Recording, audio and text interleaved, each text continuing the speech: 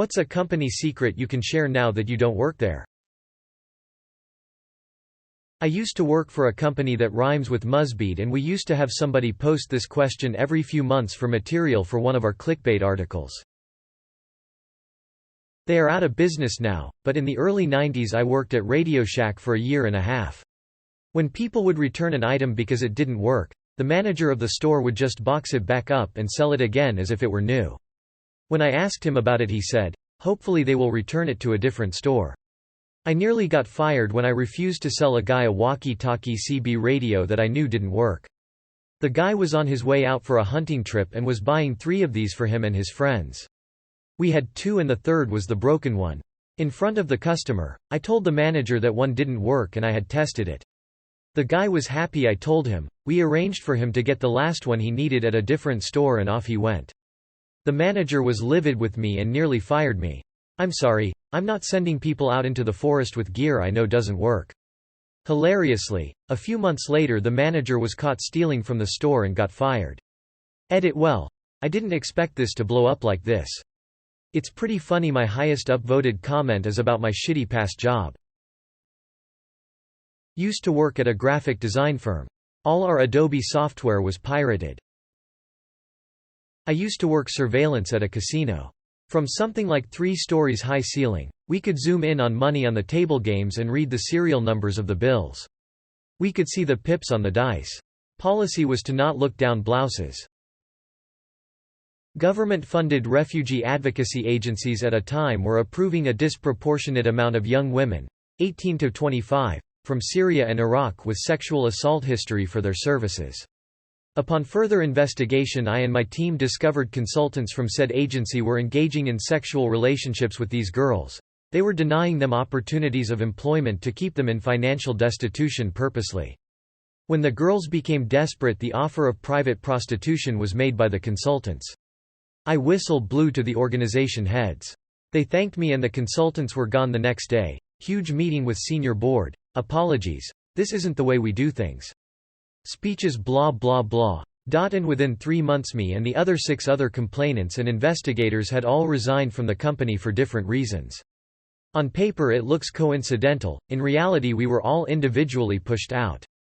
2 of the consultants that we uncovered were doing the worst were not fired. They were given the option to resign and are currently working at other agencies with vulnerable young women. Maple sap can be trucked in from other states, and where it's turned from sap to syrup decides on the state it comes from, not the location of the trees. Inbound call center. We are currently experiencing an unusually high call volume, message is permanent. They just didn't staff adequately.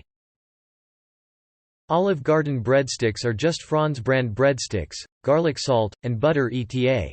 It's margarine, not butter. I forgot there is a difference. I worked as a dog groomer for a summer. We gave your dog a treat even if they weren't good. If you don't hear music when you're supposedly on hold, the operator simply muted their mic and can still hear you. I've heard interesting and damning things while they thought I couldn't hear them. Worked in insurance. Hundreds of people have access to your SSN with no security clearance or background check. Worked at a major cable, ISP and their 4 billing cycles. They upgraded the billing system, but did something wrong, and all but the current cycle got a late charge. But instead of fixing it immediately, we were told to credit their account if the customer called in.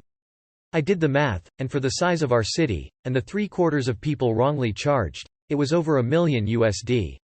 Most people just pay their bill and don't look to close. It was Time Warner, which was bought out a couple times in my area. Arby's manager replaced the expiration stickers on the bread with new ones. I guess so the bread would last longer that way. I threw out 100+ pitas with green fuzz on them after checking the manager's work.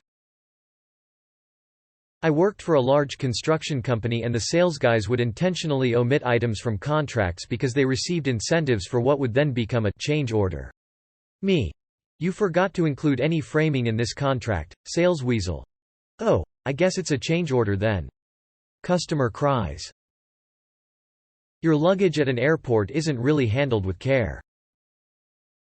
The difference between the high-quality deli meat sold at M&S and the regular deli meat sold in other grocery stores is that we changed the label. We would literally stop the production line, wait for the guy who ran the label machine to swap them out and then start it back up again. Hotels do not typically have security, maintenance or housekeeping on staff 24/7. Once housekeeping finishes cleaning all the rooms, the entire staff leaves except for one front desk employee. The secret ingredient of Jimmy John's tuna salad is soy sauce. Edit. Kikkoman soy sauce specifically. And yes, fuck the owner for what he does to animals. The stain protector is only useful if you actually file a claim. It isn't a magic fucking potion. Most furniture companies sell some sort of stain protector as an add-on. People buy it, thinking it has some magic ability to prevent stains over the life of a piece of upholstery. Then, 5 years later, spill some Kool-Aid on that shit, and the stain doesn't come out. With most of these protectors, there's a warranty claim process that will get you a new sofa, or a new set, if your sofa pattern isn't made anymore. But nobody ever files a claim. That's the gimmick. The company is counting on you not actually holding them to the deal that they made you, and virtually nobody does. If you were on live chat with customer care, I could see what you were typing before pressing send. I watched people work through grotesque, racist, sexist statements, fraudulent lies and mistruths, meticulous grammar fixes, and their whole range of emotions in real time before deleting and typing, okay. One of our best restaurant in my town is locally famous and everyone goes there. They say everything is homemade. The thing they are famous for is the hot beef sandwiches, with homemade potatoes and gravy, and the fish fry. The fish fry they also have during the week listed as an entree called the cod platter. It is instant Cisco brown gravy mix and instant Cisco mashed potatoes. The cod is only fresh and fried on Fridays. If you order it during the week it is frozen breaded Cisco, fish fillets, aka a blend of random fish shaped into a stick. Skull. Worked at Best Buy 20 years ago. Employee discount was 5% over cost and I needed a new printer. Decided to splurge on the gold-plated USB printer cable that we sold for $40. Rang up $1.78. In the United States, one company's bread and butter was simply reboxing and relabeling computer monitors from China to make it seem like they were from the company and made, assembled in some way by them. I'm 90% sure a company I worked for was importing product from China, repacking it and selling it as made in USA. i.e. blending it with the product we did make in the U.S. The vehicle modification shop at Chillicothe Correctional Institution in Chillicothe, Ohio dumps waste coolant from the machine shop into a storm drain that empties directly into the Scioto River, because the chemical disposal tank is a 55-gallon drum in the paint shop, and that's much too small. They can't throw me into solitary confinement for complaining anymore. Edit. This happens about once a year, when the machine's coolant reservoirs are emptied and the coolant replaced. It's not on a schedule, it's one of those things that you do when work is slow. Each machine holds 15 to 20 gallons, and usually you just add more as it evaporates, but eventually it gets nasty and needs replaced. It's supposed to go in a waste tote to be disposed of safely, which is what every non-government machine shop does. Being able to prove this is being done would require knowing when they're going to do this, and that's a decision that's often made spur of the moment. Hey, work is slow, let's have a clean-up day. There aren't any phones in the machine shop, either. Edit 2. A container to store the waste properly costs $200. Why waste taxpayer money when we can just poison the taxpayers instead? Ice manufacturing. My shift manager dropped a 7-gram bag of weed in a bag of ice. It went out for delivery. No one ever phoned in to complain though.